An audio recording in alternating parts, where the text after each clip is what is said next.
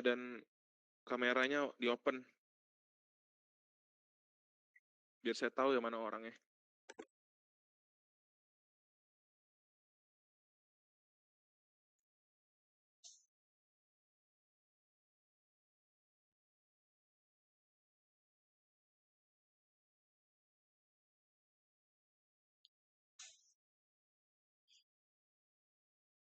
Oke, kita mulai kelasnya ya. Baiklah, kita akan membahas materi tentang biaya materai. Kita mulai ya.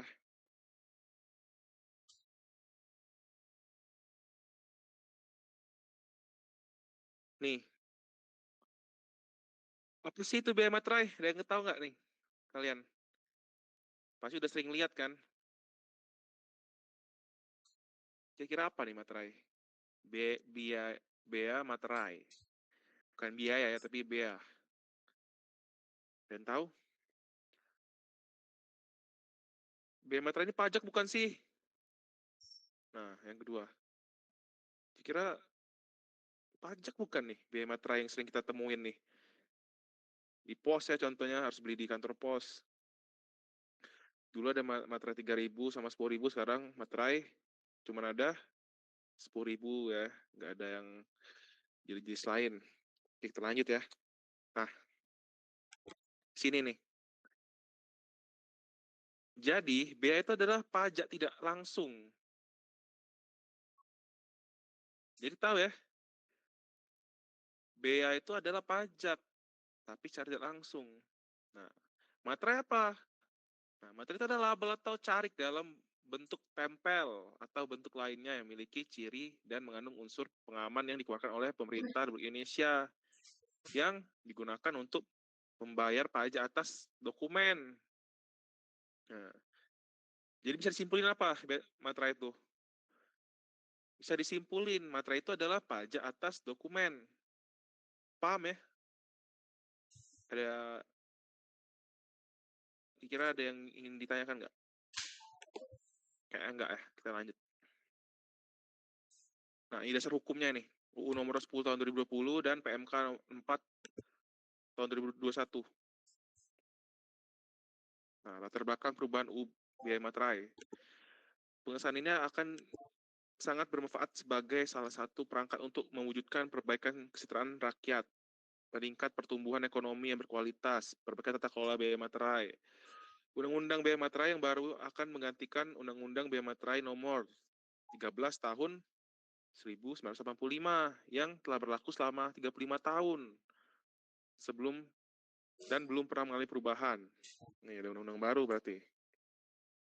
Tujuan memberikan kesetaraan antara dokumen kertas dan elektronik, keberpihakan kepada masyarakat luas dan pelaku UMKM dengan tarif yang relatif rendah dan terjangkau, serta kenaikan batas nominal nilai uang dalam dokumen lebih dari 1 juta.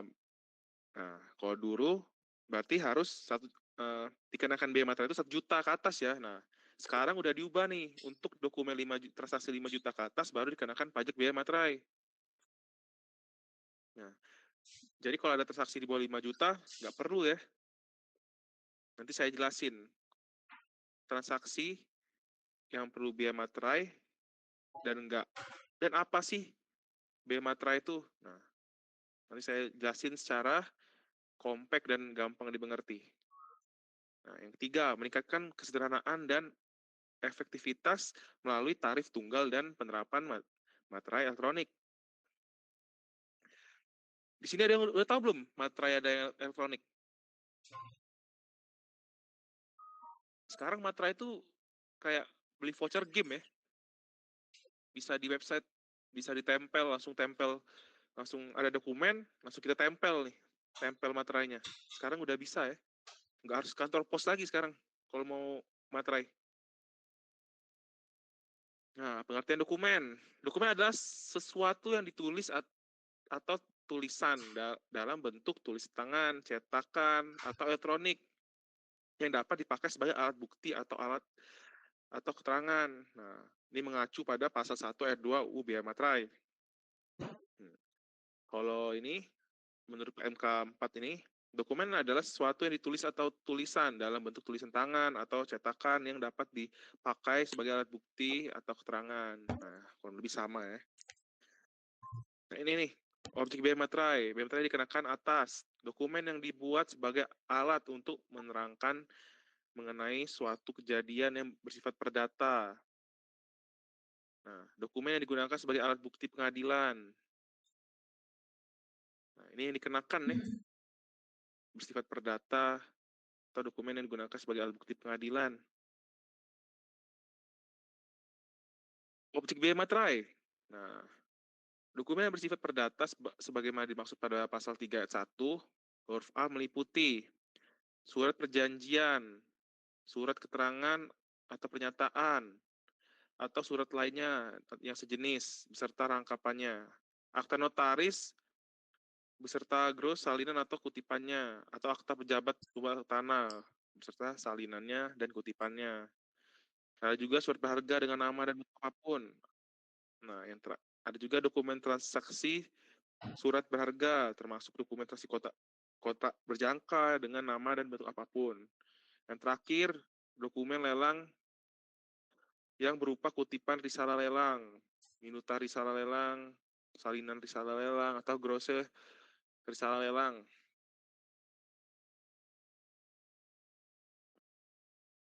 Nah, coba cari di internet ya, grose itu apa? Searching, kalau nggak cari buka buku, biar kalian cari tahu. Grose itu apa sih? Nah, cari tahu nanti. Nah, ini nih yang baru.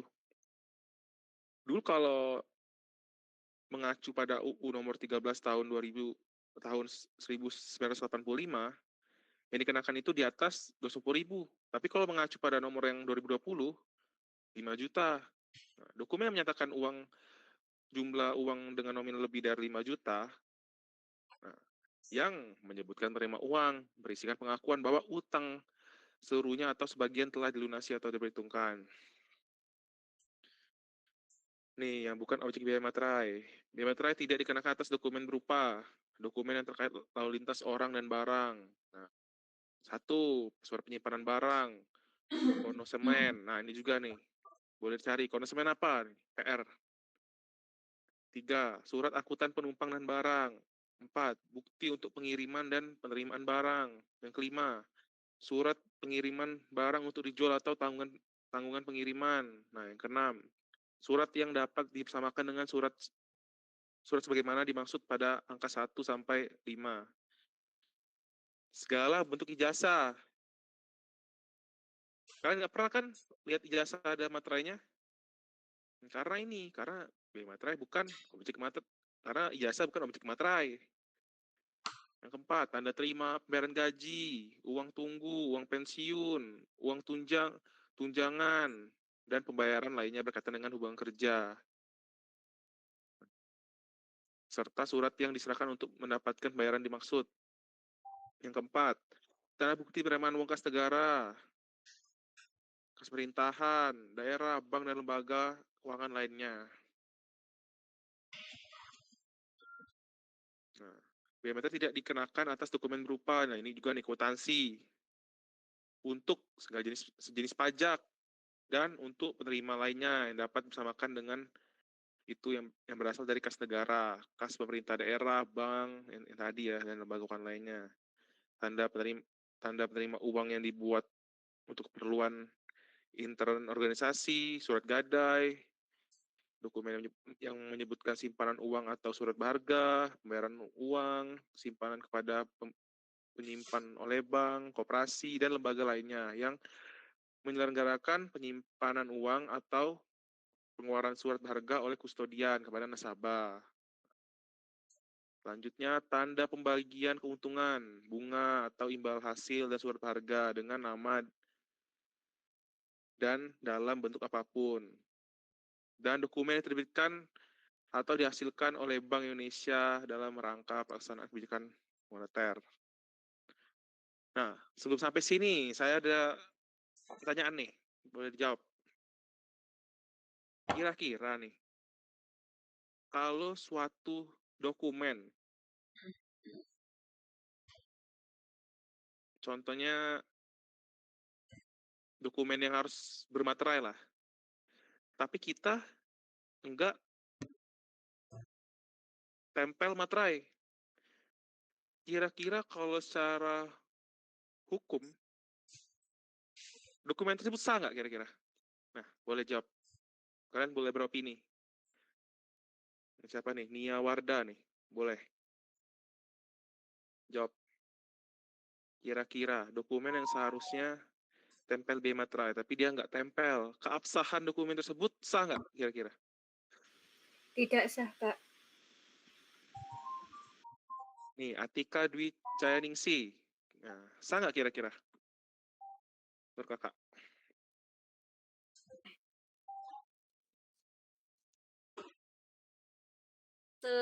Gimana tadi, Kak? Tergantung objek materainya. Nah, enggak. Jadi suatu dokumen nih, wajib dimaterai. Tapi kita nggak tempel materai. Kira-kira dokumen tersebut sah nggak kira-kira? Kurang kuat gak sih, Kak? Oke, kurang kuat ya. Nah, Iya. ini siapa nih? Sri Wayuni Batubara. Coba. Menurut kakak sah nggak dokumen tersebut? Tidak sah, Pak. Tidak sah ya. Oke, coba yang lain. Kita ambil 5 sampel ya.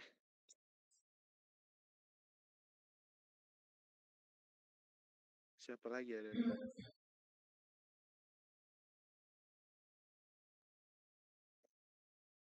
Yang jarang panggil. Marisa Sabarila. Coba nih. Tidak sah, Pak. Tidak sah juga. Oke. Iya. Satu lagi ya. Nah, ini coba. Ruth nih. Ruth Rebecca Hutauruk. Nah.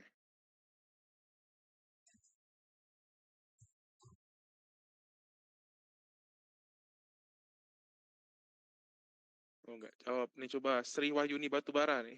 Sudah tadi ya? Oh sudah. Nia Warda. Coba.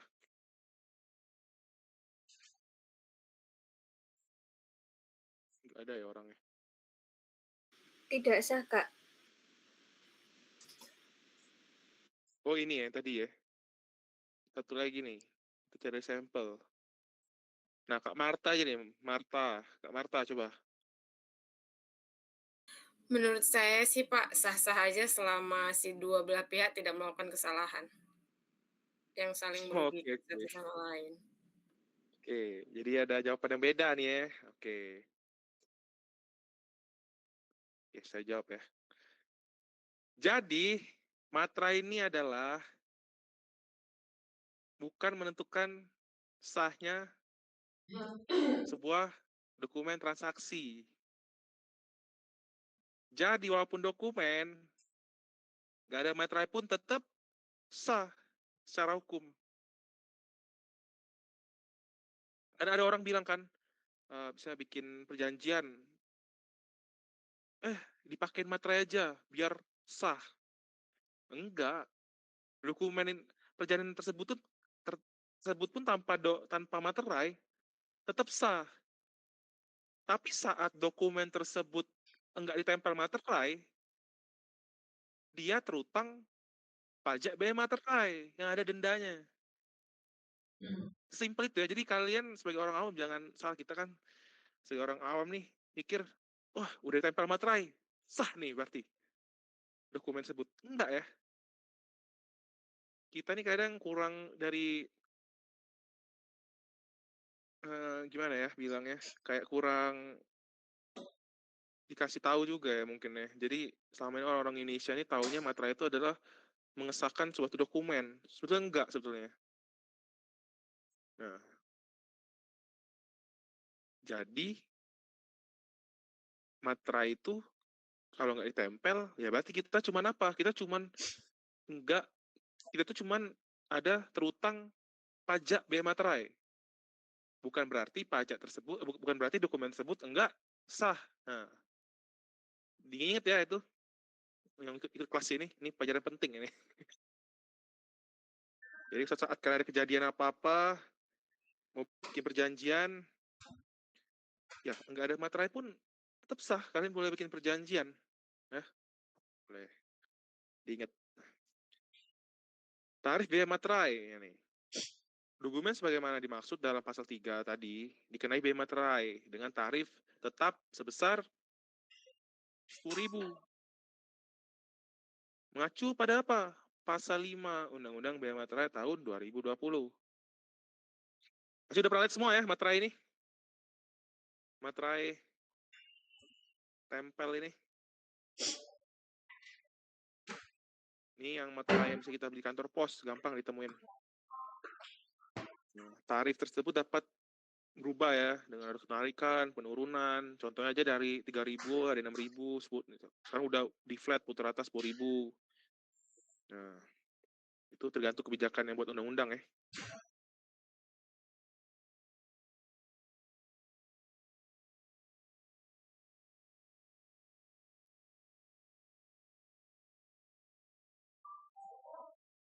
Nih, kapan sih saat terutangnya biaya materai? Nah,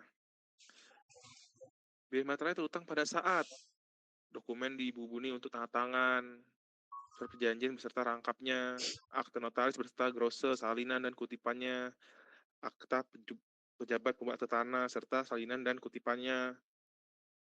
Dokumen selesai dibuat. Nah, ini juga ada nih. Terutang pada saat kapan? Dokumen selesai dibuat. Surat berharga dengan nama dan dalam bentuk apapun. Dokumen transaksi surat berharga termasuk dokumen transaksi kontrak berjangka dengan nama dan dalam bentuk apapun. Nah, dokumen diserahkan kepada pihak untuk siapa dokumen tersebut dibuat, surat keterangan penyataan atau surat lainnya yang sejenisnya beserta rangkapannya. Yang kedua, dokumen lelang. Yang ketiga, surat yang menyatakan jumlah uang. Nah, juga ada dokumen diajukan ke pengadilan. Nih, dokumen yang digunakan sebagai alat bukti pengadilan. Nih. Contoh nih, misalnya ada dokumen yang belum dimaterai, tapi sebagai alat bukti pengadilan. Itu nggak ada masalah, itu bisa. Tapi ada dendanya nih. Semua pajak, kalaupun sudah seharusnya terutang, tapi kita nggak lakukan pembayaran, saya dendanya. Nah, itu saya bilang tadi. Dokumen tetap sah, tapi ada yang harus dibayar. Karena kenapa? Pada saat dokumen tersebut yang seharusnya ditempel materai, kita nggak tempel. Jadinya ada denda. Nah, paham ya? Nah, dokumen digunakan di Indonesia untuk dokumen perdata yang dibuat di luar negeri juga ada nih. Pihak terutang, dokumen yang dibuat sepihak, biaya materai terutang oleh pihak yang menerima dokumen. Dokumen yang dibuat dua pihak atau lebih. Biaya materai terutang untuk masing-masing pihak atas dokumen yang diterimanya. Pengecualian, dokumen berupa surat berharga sebagaimana dimaksud pasal 3 2 huruf D, biaya materai terutang oleh pihak yang menerbitkan surat berharga. Jadi pihak yang menerbitkan surat berharga, ya, pengecualian itu. Pihak pemungut biaya materai yang terutang atas dokumen sebagaimana dimaksud dalam pasal 3 ayat 2 dapat dilakukan oleh pemungut biaya materai. Kewajiban pemungutan biaya materai, 1. Memungut biaya materai yang terutang atas dokumen tertentu dari pihak yang terutang. Kedua, menyetorkan biaya materai ke kas negara. Yang ketiga, melaporkan pemungutan atau penyetoran biaya materai ke kantor pajak, DJP. Jadi DJP pun bisa melakukan pemungutan ya. Nih. Diatur oleh peraturan Kementerian Keuangan. Nih, pembayaran materai SP, materai tempel, materai bentuk lainnya. Materai bentuk lainnya ini yang saya pernah lihat secara langsung namanya materai teraan. Biasanya dipakai oleh bank-bank. Dia itu bentuknya kayak stempel gitu, jegrek gitu. Tapi itu sah. Ada alatnya. Namanya materai teraan. Biasanya itu ada di surat tanah kayak BPATB kayaknya saya pernah lihat ya. Itu juga ada. Jadi kalian kalau lihat jangan terkejut ya, kok nggak ada materainya. Itu ada materai, tapi namanya materai teraan namanya. Sistemnya deposit itu. Nih, ciri umum materai tempel adalah gambar lambang negara Garuda Pancasila. Frasanya adalah materai tempel. Yang 3, angka yang menunjukkan nilai nominal. Selain memiliki ciri umum, materai tempel juga memiliki ciri khusus sebagai unsur pengaman pada desain, bahan, dan teknik cetak. Nah, ini ada ketentuan materai tempel. 1. Pembayaran biaya materai dengan menggunakan materai tempel dilakukan dengan membubuhkan materai yang sah, berlaku, serta belum pernah dipakai untuk pembayaran biaya materai atau suatu dokumen dengan cara menempelkan pada dokumen yang terhutang biaya materai. Nah, ini nih. Biasanya orang yang mau ngelamar kerja, ngelamar jadi PNS, itu sering banget. Karena sekarang sistem online kita kan. Jadi, ada yang mau ngakalin nih. Jadi scan-nya mereka pindah-pindahin materainya. Jadi misalnya ada 5 dokumen nih. Karena cuma di-scan, mereka cabut, di-scan. Nah, jangan sampai karena itu kalian gagal jadi pegawai negeri ya, karena itu. Itu banyak kejadian soalnya. Teman saya pernah coba dan semuanya di-reject. Nggak ada yang tembus berkasnya. Karena apa ya? Karena ini aroma serinya. Jadi kalian jangan pikir nggak dicek ya. Nah, yang kedua, pembuatan materai tempel sebagaimana dimaksud pada ayat 1, dilakukan dengan didekatkan seluruhnya dengan utuh dan tidak rusak di tempat tanda tangan akan dibubuhkan, dan dibubuhkan tanda tangan sebagai di atas kertas dan sebagian di atas materai tempel, disertai dengan penerimaan tanggal, bulan, dan tahun dilakukannya penandatanganan. Nah, ini materai elektronik nih. Nah, ini yang saya bilang tadi ya. Ada yang baru tuh namanya materai elektronik. Jadi kalian kalau malam-malam, wah aduh lupa nih mau materai berkas. Kantor pos sudah tutup, kantor pos. Nih, sekarang udah nggak repot. Juga bisa kalau, aduh saya lagi kerja nih, lagi di Jerman misalnya. Tapi saya ada mau berkas yang saya butuhin materai. Sekarang ada materai elektronik namanya. Tinggal ditarik dokumen, tempel materai, udah sah.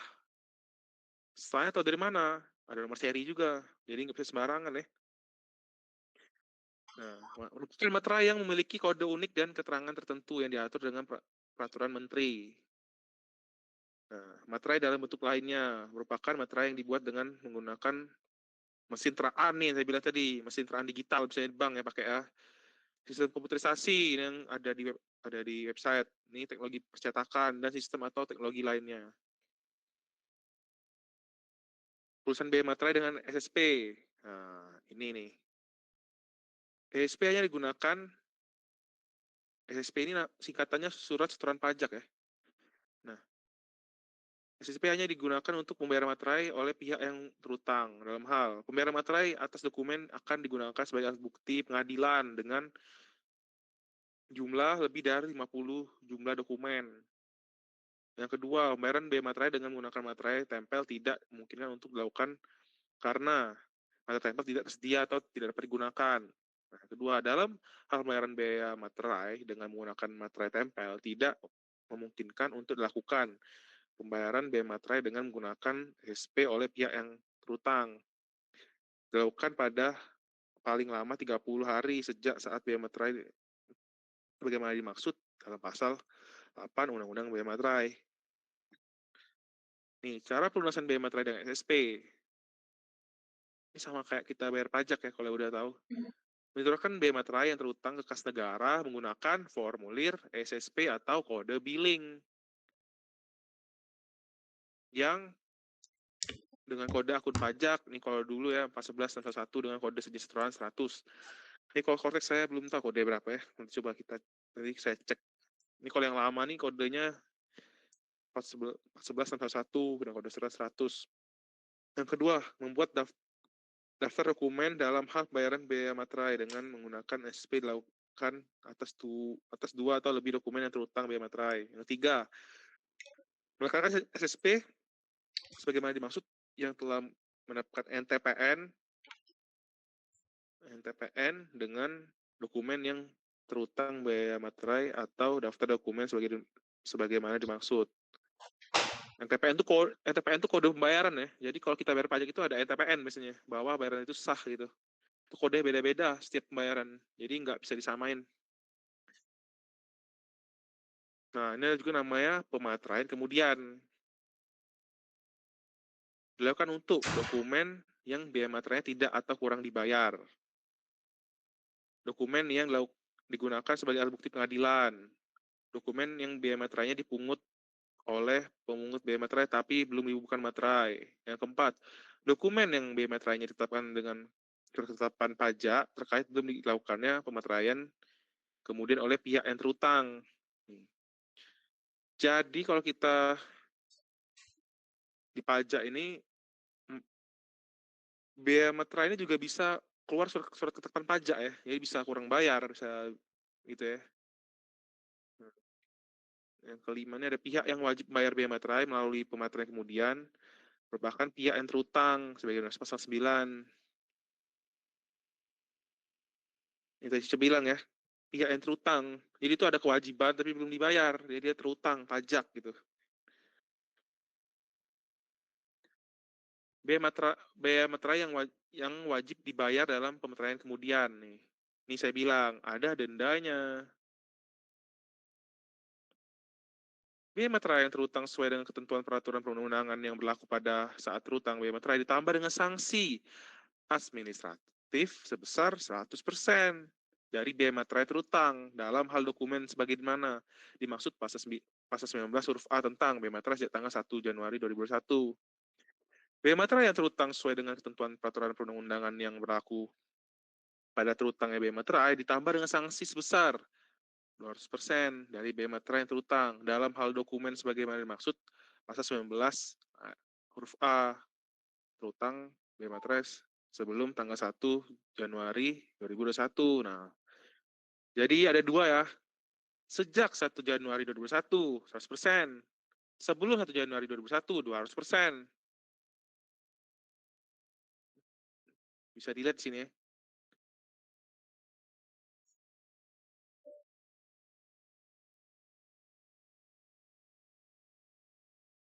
Nah, biaya materai yang terutang sesuai dengan ketentuan peraturan perundang-undangan yang berlaku pada materai kemudian dilakukan atas dokumen yang dijadikan sebagai alat bukti pengadilan. Yang keempat, lunasan dengan materai tempel atau SSP.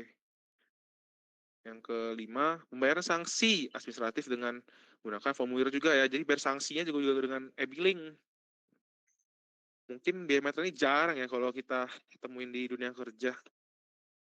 Biasanya pemeriksa-pemeriksa pajak aja permasalahin biaya materai ini kalau mereka udah nggak ada temuan lagi. Jadi terakhir mereka ya ngubuk-ngubuk biaya materai biasanya. Nih, pengesahan materai kemudian lakukan oleh pejabat pos atau pejabat yang ditunjukkan oleh JP. Pejabat memastikan materai tempel yang digunakan untuk pembayaran biaya materai yang terutang merupakan materai tempel yang sah dan berlaku serta belum pernah dipakai untuk pembayaran biaya materai atas suatu dokumen.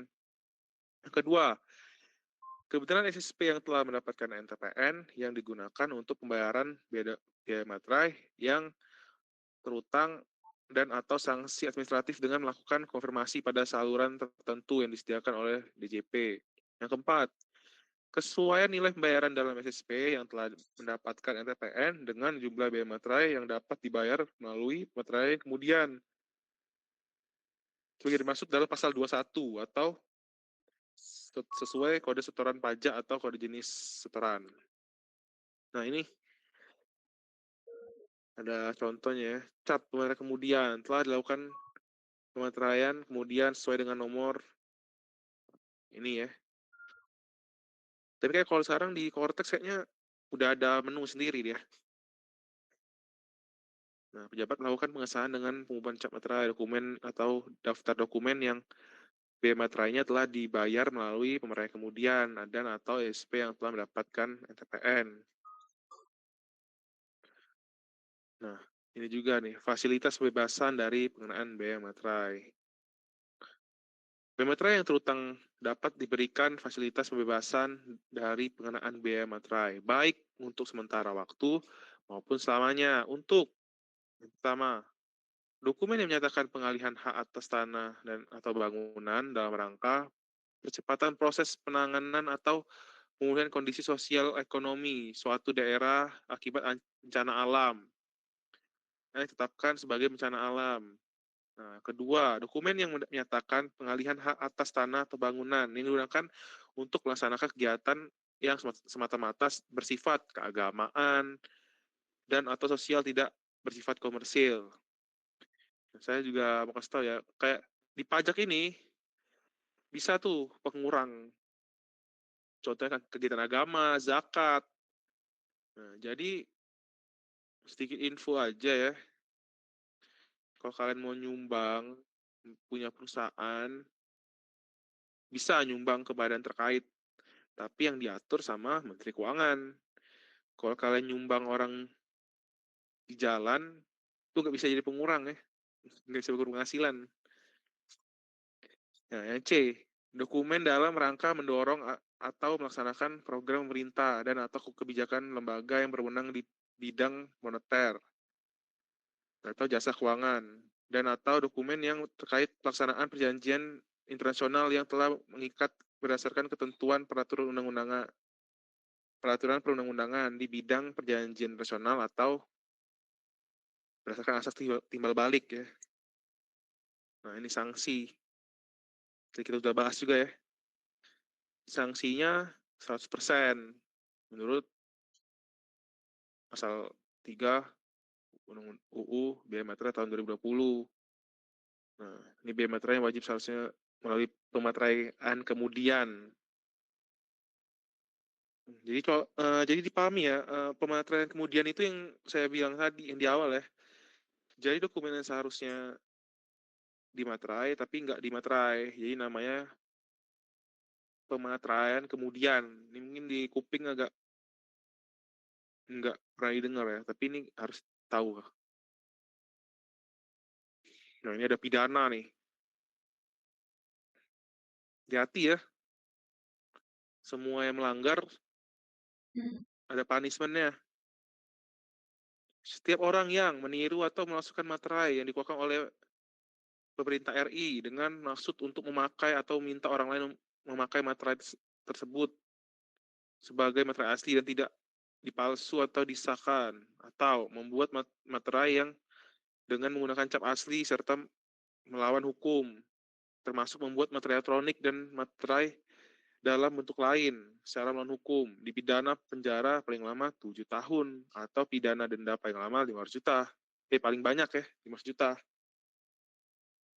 Tuntutan pidana, setiap orang yang memakai, menjual, menawarkan, menyerahkan, mempunyai pekerjaan untuk dijual atau memasukkan ke wilayah negara Indonesia, materai dipalsukan atau dibuat secara melawan hukum, seolah-olah asli. Ini kurang lebih kayak duit palsu lah ya, dipalsuin gitu. Yang kedua, barang yang dihubungkan materai sebagaimana dimaksud dalam huruf A, seolah-olah barang tersebut asli dan tidak palsu dan dibuat secara tidak melawan hukum. Dipidana juga 7 tahun. Nah, ini juga ada nih. Setiap orang yang dengan sengaja menghilangkan tanda, menghilangkan ciri, atau memakai, menjual, menawarkan, menyerahkan, mempunyai persediaan untuk dijual, atau memasukkan ke wilayah NKRI, seolah-olah materai tersebut belum dipakai. Dipidana dengan pidana paling penjara 3 tahun, atau pidana denda paling banyak 200 juta rupiah. Nah, ini ada ketentuan peralihan nih, pasal 28. Pada saat undang-undang ini berlaku, dokumen biaya materai yang tidak atau kurang dibayar yang dibuat sebelum undang-undang ini berlaku, biaya materai tetap terutang dan dibayar menurut berdasarkan UU nomor 13 tahun 1985. Nah, di sini jelas ya, dokumen yang biaya materai tidak atau kurang dibayar sebelum undang-undang ini berlaku. Nah, berarti sebelum undang-undang baru ini berlaku masih undang-undang lama pakainya ya. Materai tempel yang telah dicetak berdasarkan UU Nomor 13 Tahun 1985 tentang materai dan peraturan pelaksanaan yang masih tersisa masih dapat digunakan jangka waktu 1 tahun setelah UU ini mulai berlaku dan tidak dapat ditukarkan dalam bentuk apapun. Nah, jadi contoh nih, ada materai baru, tapi kita masih megang materai lama. Nah, itu masih boleh dipakai posisinya materai itu. Untuk jangka kapan? 1 tahun setelah undang-undang baru terbit. Nah, itu bisa dipahami ya nanti. Nah, jadi contohnya, materai tempel digunakan untuk melakukan pembayaran biaya materai yang terutang atas dokumen sebagaimana dimaksud huruf B dapat digunakan dengan nominal materai tempel yang dihubungkan pada dokumen. Paling sedikit 9.000 nih. Kalau dulu misalnya kan ada materai 3.000 sampai 6.000. Tiba-tiba muncul nih materai 10.000. Nah, gimana nih untuk nyamain nominalnya? Kita boleh tempel 2. Ada 2 pilihan. 6.000 atau 6.000 3.000. Itu sah. Nah, itu sah ya. Diatur oleh undang-undang. Nah, udah, ini materi kita cuma dikit ya kalau biaya materai ini. Kita buka, mau tanya-tanya, sharing aja lah. Nah, ada yang mau tanya? Boleh ya kalau ada yang mau ditanya. Nah, teman-teman yang mau tanya, seputar apapun ya, seputar karir, seputar kuliah, boleh di-sharing. Seputar kerjaan juga boleh kalau ada yang saya tahu ya.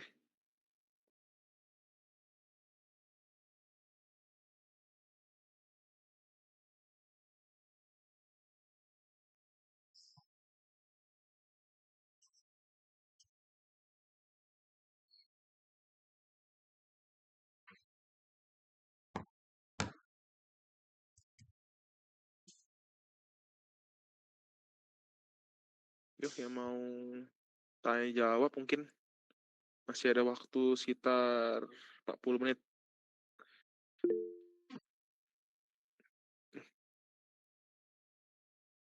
Boleh si Alvia Prasanti Adistia. Nah, boleh. Cek kedengeran suaranya enggak, Kak? Dengeran, boleh. Izin bertanya, terkait tadi ada penjelasan mengenai transaksi yang pakai materai itu kan lebih, yang nominalnya lebih dari 5 juta rupiah. Nah, itu tuh berlakunya dalam hal apa ya? Maksudnya kayak misalnya kalau saya punya usaha toko atau bagaimana, membeli barang untuk dari supplier dan sebagainya gitu dengan nominalnya lebih dari 5 juta gitu, apakah perlu pakai materai juga atau cukup invoice atau faktur dari merekanya atau kayak gimana ya? Terima kasih. Oke, ini saya pengalaman juga ya. Sebenarnya itu harusnya pakai sebenarnya kalau dari segi pajak. Soalnya saya pernah ketemu suatu pemeriksaan pajak, itu dicek sama mereka. Transaksi yang di atas 5 juta rupiah. Kalau dulu mungkin 1 juta malah ya. Nah, itu akhirnya dikenain sama mereka. Karena transaksi tersebut ya emang ada 5 juta. Transaksi jual beli kan. Nah, seharusnya itu dikenain sih seharusnya. Tapi emang kebanyakan kita enggak ya. Kayaknya banyak enggak deh, banyak kan emang. Beberapa perusahaan yang saya tahu pun jarang banget emang. Tapi kalau sesuai aturan sebenarnya pakai sebenarnya harusnya. Dari 5 juta. Mungkin saya bisa kasih tahu dari itu ya. Nah, boleh kalau mau. Jadi misalnya kita beli, nah nanti misalkan beli barang gitu dari supplier apa gitu, terus nanti kan muncul fakturnya kan ke kita. Nah, itu pas kita bayar, dokumen yang apa ya, yang Invoice. disertakannya tuh yang disertakannya tuh apa aja gitu yang harus ada, kayak gitu. Kan katanya kebanyakan, kalau di Indonesia tuh nggak pada pakai materai ya kalau yang di atas 5 juta gitu, kayak gitu. Jadi di situ tuh harus, apa ya, menyertakan apa aja sih gitu seharusnya. Ya, misalnya kalau kita ada suatu di perusahaan misalnya kan ada faktur, ada invoice misalnya kan. Kalau kelengkapan dokumen, apalagi kalau perusahaan ini beda-beda misalnya. Misalnya itu apa lagi? Misalnya ada DO, ada PO. Nah, tapi kalau pengalaman saya, yang saya tahu itu biasanya dari faktur atau invoice ditempel materai. Berutang dari transaksi tersebut. Soalnya pada kejadian, ya emang kalau materai memang masih awam banget ya emang kalau dipikir ya. Masih banyak orang nggak tahu ya. Taunya tuh materai itu cuma untuk ngelamar kerja, untuk suatu hal yang bersifat apa ya? Perjanjian contohnya. Nah, tapi situ kadang orang nggak tahu gitu. Contohnya kita, ya pokoknya dia 5 juta tuh sesuai yang tadi ya, kita boleh buka lagi. Tunggu.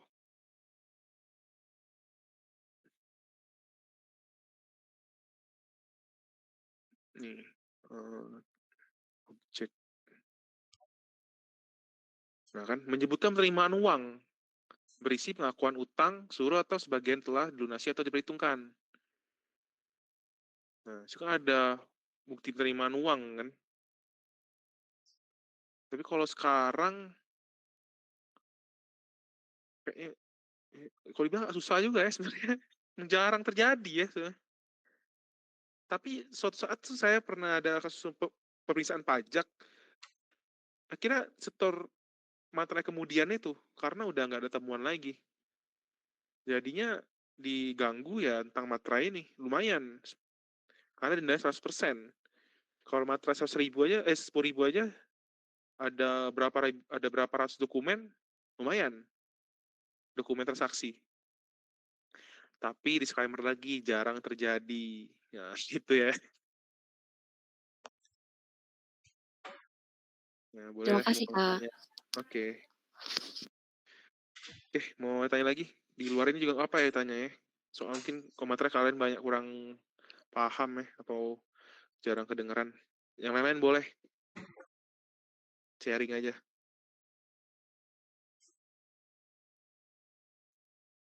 Dan biasanya materai ini banyak digunakan untuk pengadilan dengan perdata ya, notaris misalnya. Notaris itu harus paham banget kalau soal materai ini. Karena mereka harus bayar pajak terutang untuk menerbitkan suatu dokumen perjanjian ya. Mau tanah, mau itu tentang perjanjian apa ya, utang piutang. Nah, itu saya ada ini. Lagi yang mau bertanya, boleh.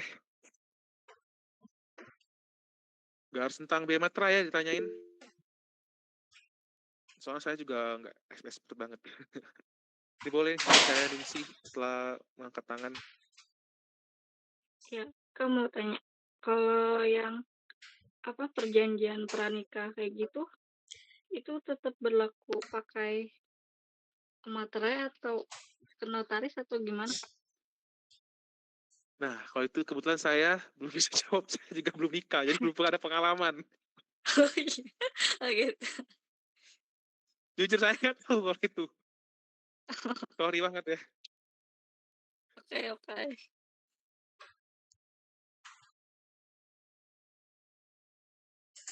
Berita yang lain juga boleh. Nanti boleh di searching ya. Saya juga nggak tahu. Nanti jadi itu ilmu baru tuh kalau tahu kan. Jadi nikah perlu nggak materai. Ya. Kalau kita lihat di sini tadi sih nggak ada ya. Secara letterlek menyatakan bahwa itu harus dimaterai.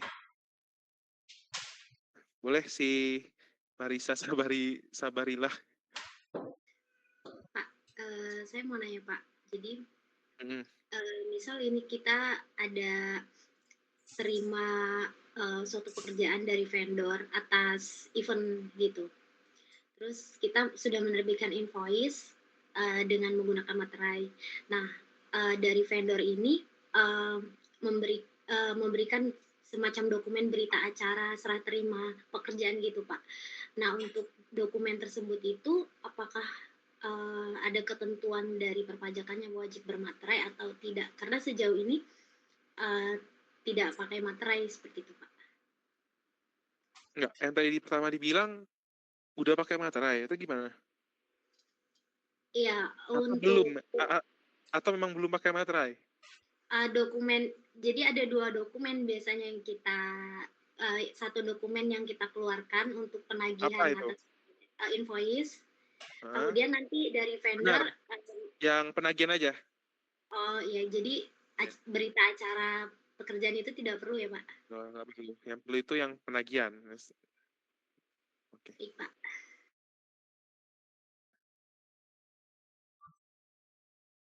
Kayak tadi ya, kita mengacu dari undang-undang tadi ya, tentang apa? Penerimaan tadi ya, penerimaan uang, yang bersifat menerima uang. Berarti penagihan kan, di situ kan? Kalau berita acara mah itu kayak berita acara aja ya, kayak tentang acara tersebut. Nah, kalau mungkin saya bisa jelasin itu sih. Mau tanya lagi?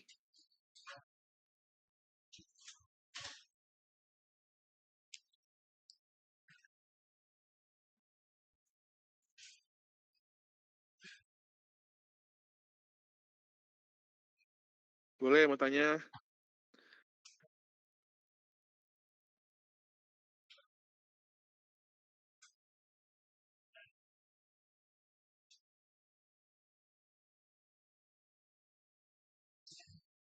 Ada waktu setengah jam sih masih. Nanti kalau emang udah habis ya kita tutup aja kelasnya nanti. Ayo mau tanya, nggak harus tentang materai, boleh.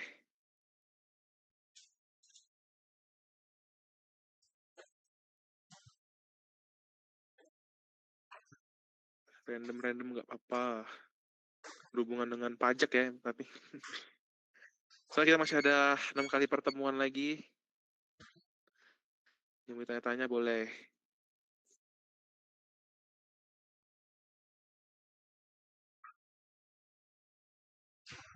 Ini Kak Marisa udah kerja ya? Sudah, Pak. Oh, kerja di bagian apa? Alhamdulillah di finance-nya, Pak. Jadi lagi mau mengerti dunia pajak juga nih. Iya, betul, Pak. Kerja di bidang apa perusahaannya? Jasa sih, Pak. Jasa apa tuh? Ada event, training gitu. Oh, jadi event-event gitu. Iya. Keren. Nah, mau tanya lagi.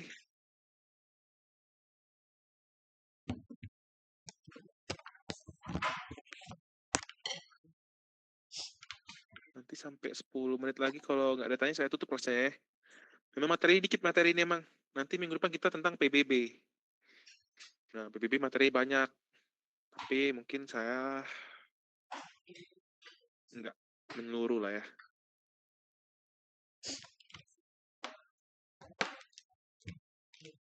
Boleh tanya aja. Yang saya bisa jawab, saya jawab. Kalau yang nggak bisa jawab, saya nggak jawab ya. Kayak tadi. Nggak tahu soalnya.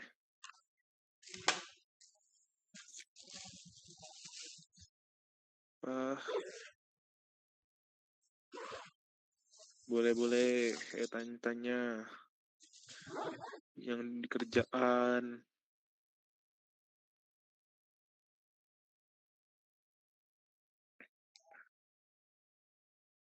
Udah nih, mau malam mingguan kayak ini. Kemudian ada tanya ya, di luar ini juga. Si Alivia mau tanya lagi nggak? Ya. Si Kak Marisa mau ditanya lagi atau udah cukup tentang hal-hal lain?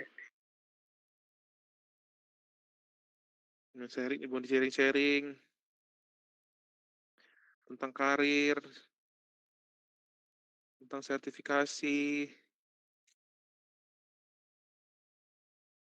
tentang karir di dunia finance, tentang dunia akuntansi, tentang dunia pajak, boleh juga.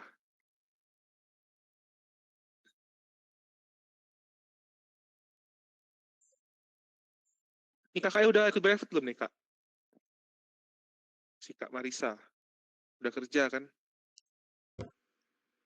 Belum ya? Pak? Belum ikut brevet AB gitu, belum? Belum Pak, ini masih mau mulai belajar dulu. Oh, mau boleh belajar ya? Iya. Saran saya sih ikut aja ya. Brevet cari yang bagus sedikit. Iya boleh Pak, sarannya Pak. Saran saya kalau mau brevet, ikut kelas-kelas ini juga boleh, ikut untuk yang ringan-ringan. Kalau brevet kan belajarnya lama ya, bisa 3-4 bulan. Nah, itu kalian bisa ikut dari IKPI atau IAI, Ikatan Akuntan Indonesia atau IKPI. Biasanya itu kalau untuk ngelamar kerja lebih menjulang. Nanti kalau udah brevet AB, bisa lanjut ke brevet C kalau perlu. Tapi jarang sih kalau untuk ini. Saya di Jakarta perluin ya. Nah, juga boleh. Brevet itu nggak harus S1 ya, setahu saya. Tamat SMA pun bisa ikut brevet. Jadi, yang mau kerja, mau brevet bisa, nggak usah S1. Karena brevet itu kursus. Kalau kalian mau jadi konsultan pajak, namanya USKP, Ujian Negara. Beda ya, izinnya. Jadi kalau brevet kalian mendapatkan kompetensi bahwa kalian memahami pajak. Kalau kalian mau jadi konsultan pajak, itu harus ada ujian yang menandakan kalian adalah berkompeten dalam bidang konsultasi perpajakan. Sama mirip lah, tapi beda ya. Sini mungkin ada cita-cita ya kan, saya mau jadi akuntan, bisa juga. Pokoknya lihat aja ya, sering baca-baca, sering buka website. Kalau pajak, websitenya di DTC, baca-baca. Akuntan juga sering-sering lah ya. Biar kalian pada tahu yang masih kuliah, tahu yang kerja. Nih, aku tanya lagi.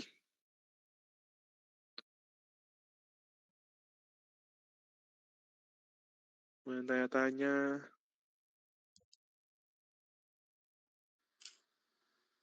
Izin Pak, mau nanya. Boleh. Biasanya kalau orang yang audit gitu kan Pak, itu sertifikasinya memakai apa ya Pak? Pelatihan atau apa gitu?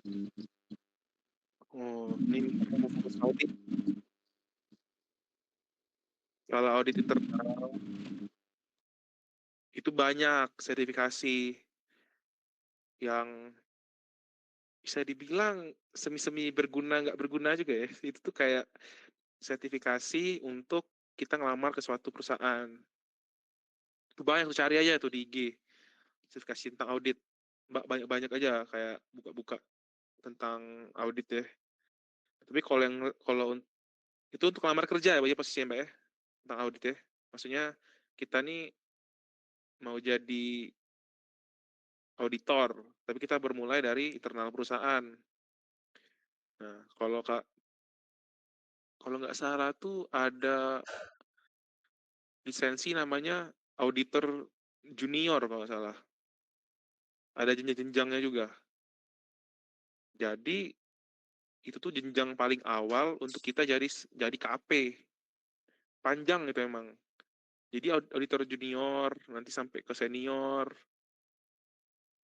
nanti sampai ke, tahu KP kan? Akuntan publik. Nah, itu yang buka kantor biasanya.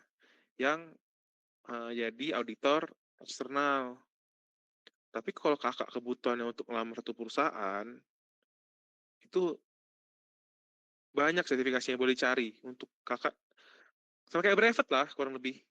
Brevet itu kan suatu sertifikasi untuk kita ngelamar ke suatu perusahaan kan. Nah, itu juga ada sih. Tapi kalau pastinya tuh banyak banget soal kak sertifikasi itu.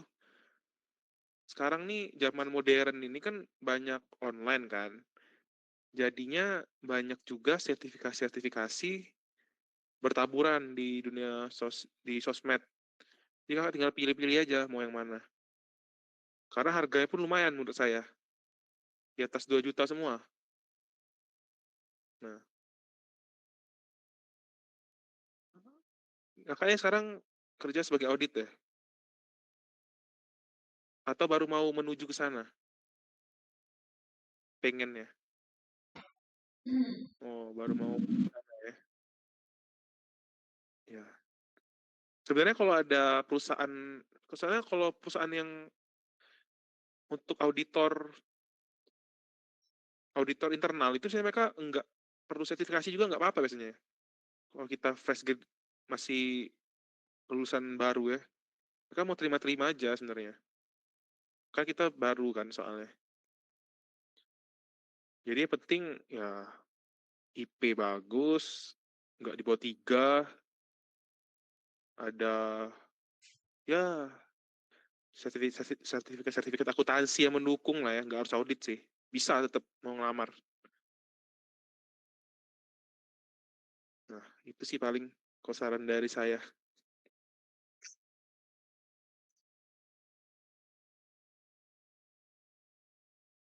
Nah, boleh tanya lagi, berapa menit lagi tinggal? 3 menit lagi lah ya. Saya tutup penting kelasnya.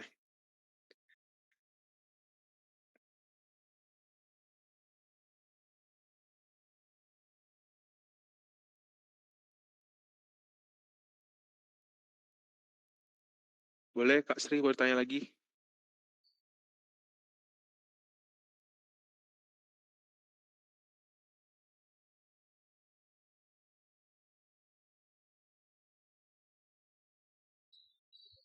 Udah kali ya. Nah, nanti kita lanjut lagi ya minggu depan tentang PBB.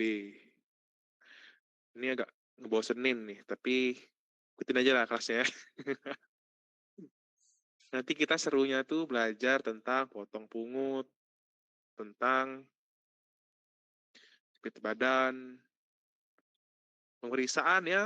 Pemeriksaan sih sebenarnya nggak terlalu ya, karena itu lebih ke praktek sih pemeriksaan. Nanti saya adalah kasih materi tentang pemeriksaan terakhir sama akuntansi pajak. Nih, ini materi penting juga.